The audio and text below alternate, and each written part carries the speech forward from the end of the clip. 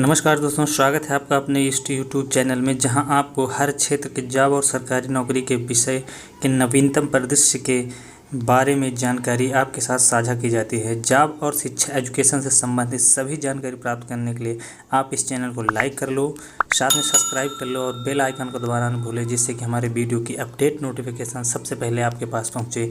आज इस वीडियो के अंतर्गत नई शिक्षा नीति के विषय में जानकारी प्राप्त करेंगे। साथ ही नई शिक्षा नीति के एक एक बिंदु पर हम प्रकाश डालेंगे कि शुरुआत में प्रारंभिक शिक्षा कैसे होगी, माध्यमिक शिक्षा किस प्रकार से होगी और उच्च शिक्षा किस प्रकार से होगी। तो वीडियो में शुरू से लेकर अंत तक बने रहिए। आइए शुरू करते हैं कि नई शिक्षा नीति क्या है। तो कैबिनेट ने राष्ट्रीय शिक्षा नीति 2020 को मंजूरी दी थी।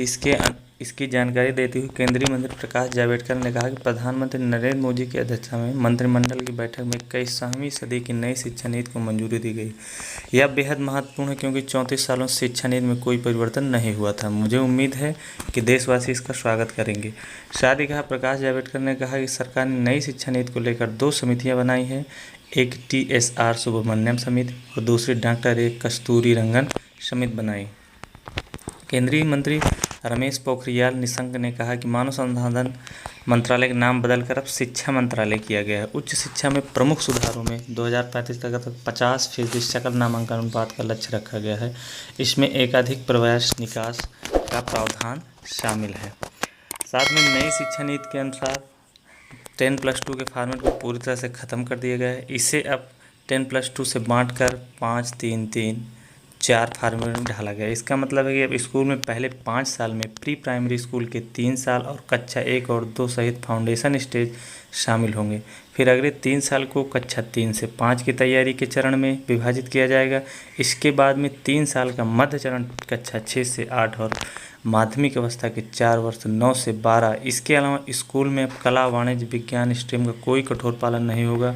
छात्र अब जो भी पाठ्यक्रम चाहेंगे वो ले सकते हैं। जिस प्रकार से पहले साइंस आर्ट का है, उसमें ये नियम नहीं होगा। अब जो भी आप विषय लेना चाहते हैं वो ले सकते हैं। उच्च शिक्षा में भी सुधार किया गया है। उच्च शिक्षा में का बताया गया कि उच्च शिक्षा में कई सुधार किए गए। सुधारों में ग्रेडेड, एकेडमिक, प्रशासनिक और वित्तीय स्वायत्तता आदि शामिल है। नई शिक्षा नीति और सुधारों के बाद हम 2035 तक 50% सकल नामांकन अनुपात GER प्राप्त करेंगे। साथ ही कहा गया कि मल्टीपल एंट्री और एग्जिट सिस्टम में पहले साल के बाद सर्टिफिकेट, दूसरे साल के बाद डिप्लोमा और 3-4 साल के बाद ही डिग्री मिलेगी। 4 साल का डिग्री प्रोग्राम, फिर MA और उसके बाद बिना MPhil के आप PhD कर सकते हैं। नई शिक्षा नीति में सभी उच्च शिक्षा के लिए एक सकल नियामक गठन किया जाएगा। कई निरीक्षणों के स्थान पर अनुमोदन के लिए स्वप्रकटीकरण आधारित पारदर्शिता प्रणाली के तहत काम करना शामिल है।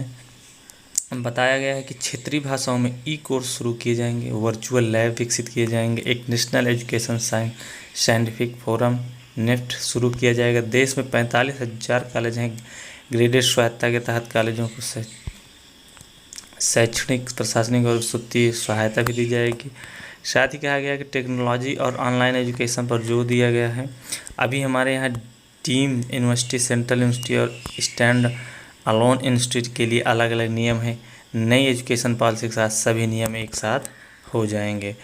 और बताएं, अमित खरे ने कहा कि बोर्ड परीक्षाओं के लिए नई प्रस्ताव नई एजुकेशन पॉलिसी में बोर्ड परीक्षाओं के महत्व को कम किया जाएगा। इसमें वास्तविक ज्ञान की परख की जाएगी। कक्षा 5 तक मातृभाषा को निर्देश का माध्यम बनाया जाएगा। रिपोर्ट कार्ड में सब चीज़ों की जानकारी आपको उपलब्ध रहेगी। अमित खरे ने कहा कि हमें लक्ष्य निर्धारित किया गया है कि GDP को 6% शिक्षा में लगाना चाहिए, जो अभी 4.43% है।